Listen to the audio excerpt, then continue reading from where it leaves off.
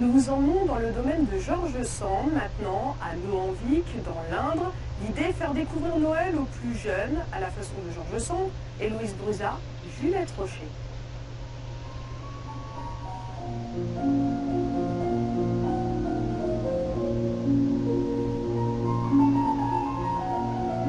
Des gourmandises, des invités de marque et tous les membres de sa famille.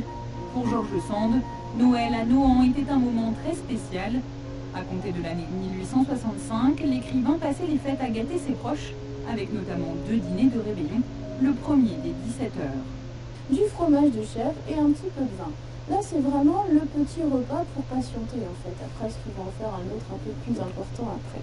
Le festin, lui, était programmé à minuit, avec au menu des huîtres, du homard et du foie gras, et des cadeaux qu'on distribuait au terme d'une tombola.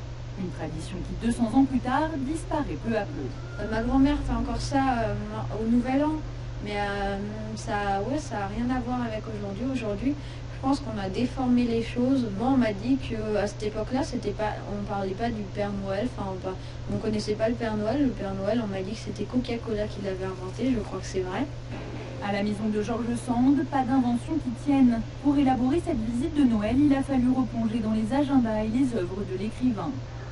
Pareil, elle vit la même chose que nous.